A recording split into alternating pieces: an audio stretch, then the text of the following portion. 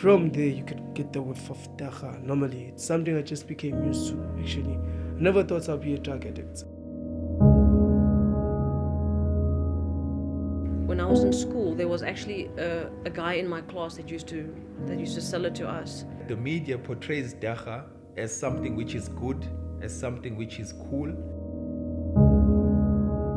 I was staying in Colorado, and I know from my experience, legalization of marijuana got me into smoking marijuana, and I could see the effects it had on me. My motivation decreased drastically. I wasn't in the cricket teams anymore, the sports teams. Because of the Dagga I had smoking, I slept throughout the whole examination. I started attending university. However, I was also attending the University of Dagga.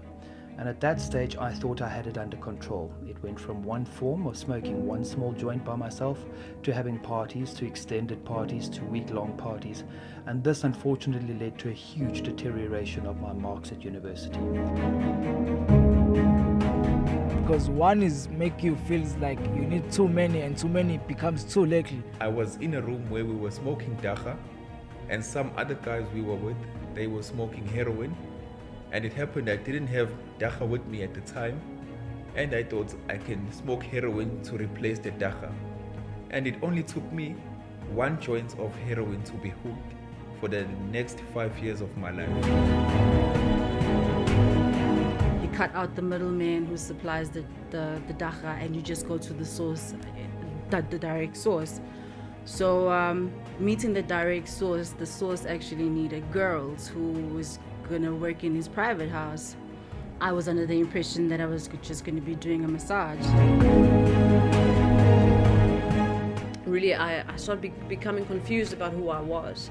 And I would also experience a lot of paranoia at the time. Smoke of it from a bong kept me in a state of affair where I was diagnosed with drug psychosis for about 6 hours, and I thought really that I was actually dying. I hallucinated. People around me said that I was carrying on like a monster. Because I could not hit my mother, I hit the wall to take off my anger, because it made me very angry, very aggressive.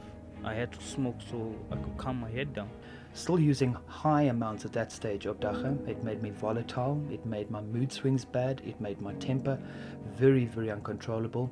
And there were even outbursts where I was asked to leave the campus due to the fact that because of being high on marijuana, I was actually treating lecturers and other students with total disregard.